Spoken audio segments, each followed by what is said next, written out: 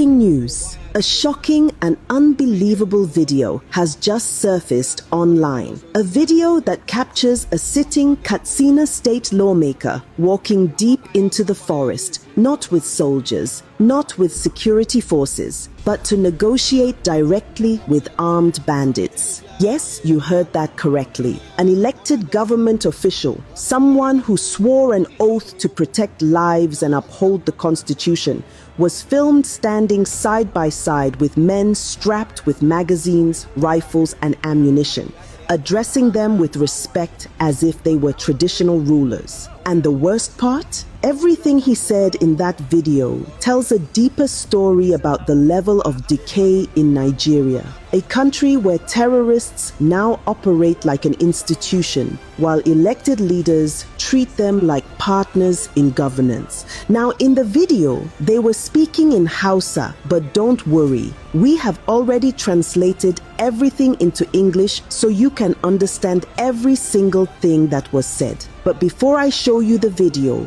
let me highlight the most disturbing parts, because what this lawmaker said will leave you speechless. He referred to the bandit leader as the Grand Commander of Peace. He proudly said they reached an agreement with the bandits and that no citizen of Bakori LGA should be kidnapped again, as if the bandits are now the ones deciding who stays safe and who gets abducted. He begged the government to stop attacking peaceful bandits, claiming that military raids were taking them backward. He asked the government to build hospitals for the bandits and provide water and other amenities so that they too can enjoy the dividends of democracy. He even said little crimes like theft should be ignored because it happens everywhere as long as the bandits don't kidnap or kill people. All these from an elected lawmaker of a state in Nigeria. A man who is supposed to represent the people is now speaking on behalf of bandits, defending them, negotiating with them, and begging the government to stop security operations. This is the point Nigeria has reached. Let me leave you to watch the video for yourself. I will be back with my full opinion.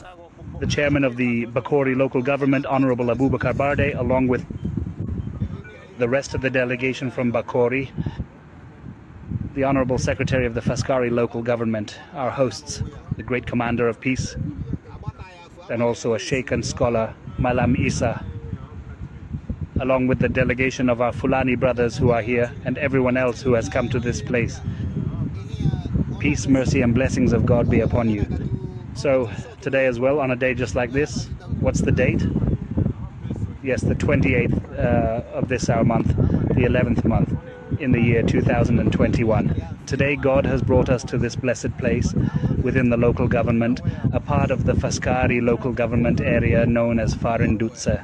And we have come for the fulfillment of the promise that Malamisa and his people made to us, that we would receive the rest of our people from the Bakori local government. For this, we give our heartfelt thanks and sincere appreciation to God Almighty. And we also want to extend our gratitude, especially to the entire Fulani leadership, starting from Alhaji Adamu Aleru to the Great Commander of Peace, Isa, and all the other Fulani leaders.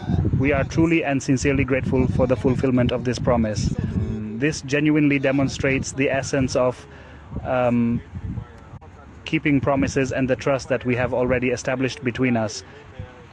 Today, we have come to receive 37 people, 17 women, 2 young children, and 18 men, which brings the total to 37. And as of today, there are no more people from the Bakori local government left in the forest waiting for ransom money or anything of the sort.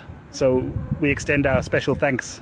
And I also want to make an appeal to the general public, and I also want to appeal to the government itself. Malamisa has already given an explanation. He has thoroughly clarified the issues that led to this situation, and I don't want to go back to that. I want to look forward to how we can continue to prevent this kind of situation. We sincerely hope that the community for whom we are doing this truly understands our intentions. We hope that with this peace, everyone will become more vigilant and attentive in this important matter. Because it is not only the leaders who can bring peace, everyone must be watchful. starting from our homes, our neighbors, our communities, and our towns. That is why we formed a committee between us and them, so that anytime something isn't right, it should be reported, because these problems don't just appear out of thin air. Because no matter what, if someone complains that a motorcycle was stolen, well, as we have witnessed, these things must be handled gradually, step by step. Since it has been agreed that the killing of people will stop and the kidnapping of people for ransom and so on will stop, then all these other minor issues of petty theft and so on, these things happen everywhere. But we must continue to follow up on these matters and pray to God. May God Almighty bring us relief. Therefore, we hope that the community will continue to cooperate so that this peace can be sustained. And also, our call to the government is this. We want to reaffirm to the government that we, the community, have already sat down and settled matters among ourselves. We no longer have any conflict between us and our Fulani brothers. We have already made a firm promise, and that is what we are standing on. Therefore, we are calling on the government for two things. Firstly, the government should know that we are indeed living in peace. Therefore, we do not want a situation where inappropriate actions continue to be taken as long as no one has committed a crime, because we do not support criminals. Whoever commits a crime, it is right for the authorities to punish them. But if a person has not committed a crime, it is not right for someone to be sitting in their house or going about their business in the market or traveling on the road only to find themselves caught up in something without knowing how it started or how it will end. And then our second call to the government is that our Fulani brothers, due to the long period we have found ourselves in this situation, now have various needs. Because we have spoken with them, there are needs for hospitals, for drinking water and other necessities of life. So we are calling on the government to look into this so that they too can taste the sweet dividends of democracy as citizens of this country. Finally, I want to extend special thanks to all the people who are here, to all the people of Bakori local government, and also to the people of Faskari local government, especially their leaders who are cooperating with us to ensure that this matter is successful. I hope that God Almighty, may He be glorified and exalted, grants us health and increases the peace in our land of Bakori, in Katsina, and in Nigeria as a whole. Peace, mercy, and blessings of God be upon you. Now that you've watched the video, it is now obvious that the terrorists are no longer hiding. It is the government that is hiding. Because think about it for a moment. If lawmakers in this country can walk into the forest, stand side by side with armed terrorists, negotiate with them, praise them, laugh with them, shake hands with them, then tell me, who is really in charge of Nigeria? Who is really running the country? And the most painful part, this video confirms everything the bandits themselves said a few days ago. Remember the earlier video released by the kidnappers before the victims were freed? The bandits said, and I quote, "We heard some people are protesting about those kidnapped. Let them continue. The government knows where we are. They know what to do if they want these people released." That statement alone exposed the entire system. It means the bandits are operating with full confidence. It means they know they cannot be touched. It means they know negotiations, not military force, will be the government's response. And just as the bandits predicted, what happened? Hours after the government announced that 37 victims had been rescued, another video emerged, the bandits celebrating and clearly stating that the government paid them, not rescued, not freed by force, not saved by soldiers, but paid for. And then government officials come on TV smiling, doing press conferences, saying, "We rescued them successfully." Rescue. Where is the arrest? Where is the operation? Where are the criminals? Because every time the Nigerian government claims a successful rescue, the bandits themselves release evidence showing the truth. Money exchanged hands, lives were bought back, and criminals became richer and stronger. What happened in Kwara State is not new. It is part of a pattern, a dangerous pattern. Let me remind you. 1. Kankara schoolboys, Katsina. 344 children kidnapped under Buhari. What did the government do? Negotiated, paid ransom, bandits released the boys and walked away free.